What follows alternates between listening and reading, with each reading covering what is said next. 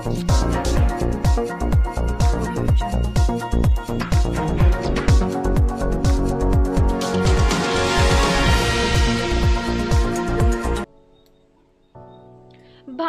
गाडीतून उभं राहिलेलं आयुष्य, चंद्रकला जाधव यांची प्रेरणादायी कहाणी।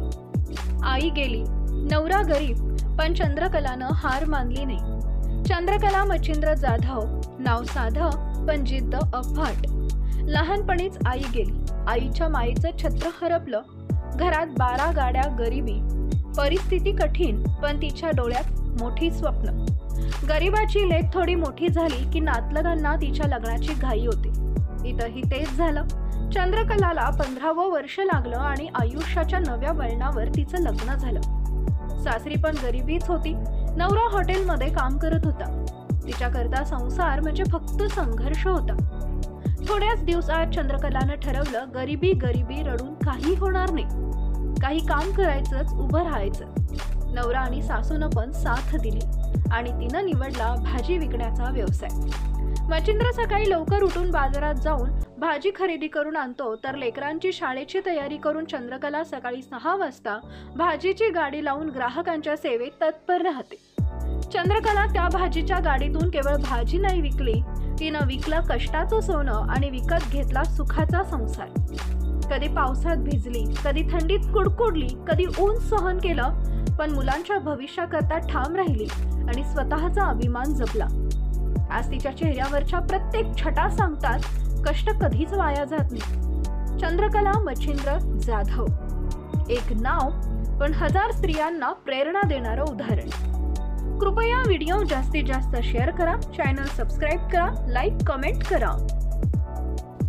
आमचे मालक हॉटेलवर काम करत होते। हॉटेलवर पुरत नव्हतं, म्हणजे काय हॉटेलवर पुरत नव्हतं, खर्च एवढा वाढला होता मुलं बाळ झाल्यापासून की तेव्हा ते मनात माझी सासूबाई म्हणाली की भाजीपालाच विकायचं, म्हणून तेव्हापासून चालू केला आम्ही।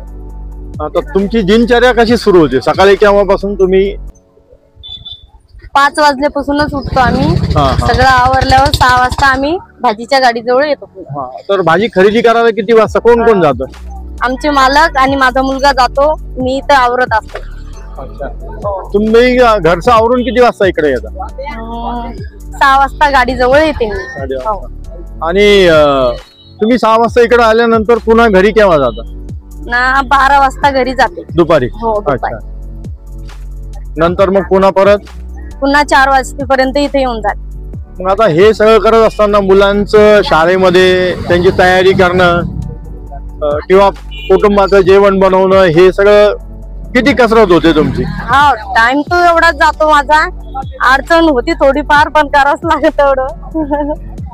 म्हणजे कुटुंबाकरता करावंच लागतं। हे करत असताना काही त्रास होतो का?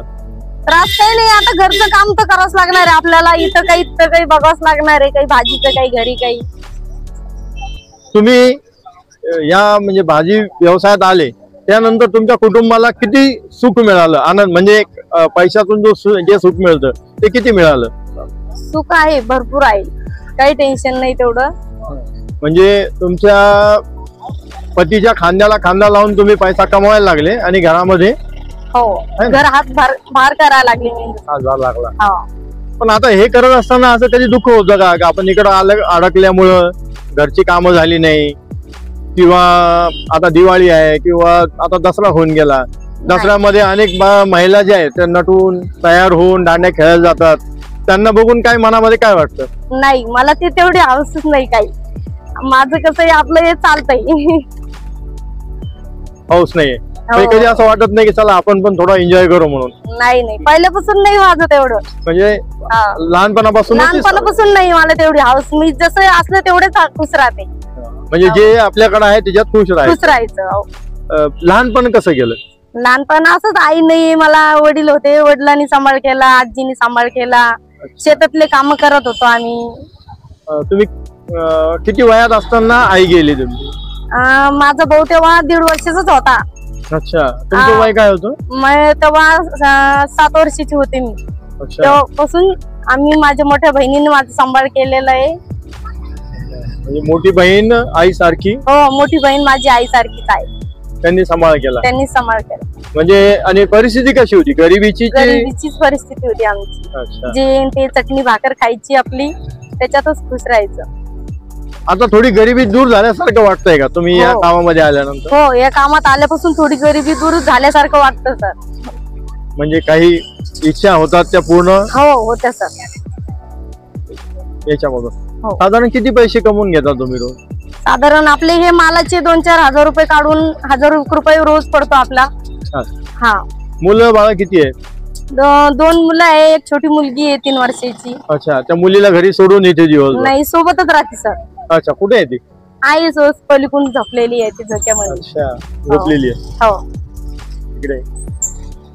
मग आता तिला थोडं लक्ष देणं कमी होतं, त्यामुळे हा. थोडं मनाला वाटतं का की आपण बाळाकडे लक्ष देता येत नाही? हा, थोडस होतच सर. मग ती दैन होती ना तिची, इकडून तिकडे पळती, तिच्यावर लक्ष द्या, गिऱ्हाईकावर लक्ष द्यावं लागत.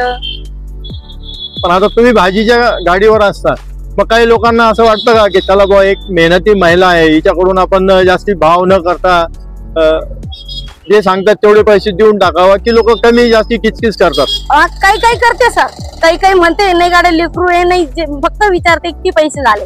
काही खूप घिसघिस घालते सर. आता मुलगा कितवीला आहे तुमचा? मोठा मुलगा 8वीला आहे. 8वीला. हो. आणि दुसरा? 2 नंबरचा 6वीला आहे. आणि मुलगी 3 वर्ष. हा, मुलगी 3 वर्ष. तुमचं आता भविष्यामध्ये स्वप्न काय आहे तुमचं? भविष्यामध्ये स्वप्न काय आपलं याच्यावरच घरदार करायचं, मुलं बाळ मोठे करायचे, त्यांचं शिक्षण करायचं. मुलांकडून काय स्वप्न आहे? मुलांकडून म्हणलं शाळा शिकते आणि मोठे होते, तेच दुसरं काय स्वप्न. तर आता मुलं आतापर्यंत किती अपेक्षावर पूर्ण आहेत? म्हणजे आहे सर. लहाना मुलगा खूप हुशार आहे, माझी खूप मदत करतो. 2 नंबरचा मुलगा आहे, खूप मदत करतो, मुलीला सांभाळतो, काही लागलं तर आणून बी देतो. अच्छा, मोठा नाही काय का? हा, मोठा थोडासा आहे, धटे टाळे करतो जरा. तुम्हाला अजून काय असं वाटतं की आपण सांगितलं पाहिजे? सामान्य जे महिला आहेत ते आपल्या घरामध्ये सुद्धा कामं करत नाहीत, घरामध्ये सुद्धा त्यांच्या कामाला महिला असतात, बाई असते, हो. तरी त्या थकल्या म्हणतात. मग अशा महिलांना तुम्ही काय सांगाल? माझं हेच म्हणणं आहे की आपल्या घरातले काम आपण खूप करावं, दुसरं काही कोणाच्या गरजेवर बसावं नाही. असली गरज पडली तरच बाई लावायची, नाही गरज नसली मग आपण आपले स्वतः कामं करून घ्यायची. तेवढी आपली बी स्वच्छता राहते. बाहेरच्या पेक्षा आपण घरातली स्वच्छता घरची बाई करू शकते. आता तुम्ही उन्हामध्ये, कडक उन्हामध्ये सुद्धा उभे असता, थंडीमध्ये पण असता. हो सर. आता मागे भरपूर पाऊस आला तेव्हा पण तुम्ही इथे गाडीवर उभे होते. हो. मग अशामुळे तब्येत वगैरे काही खराब होण्याचं? नाही, थोडीशी होती संध्याकाळच्या थकवानी होती थोडीशी, पण मग सकाळी फ्रेश होऊन जाते. म्हणजे शेवटी परिस्थिती पुढे आजार आजार तर काही नाही, माझं थोडस होतं थोडंफार, पण होऊन जातं दूर थोडं. परिस्थिती पुढे सगळं विसरून? हा, विसरून जावं लागत. तुमचं पूर्ण नाव एकदा सांगा. चंद्रकला मच्छिंदर जाधव.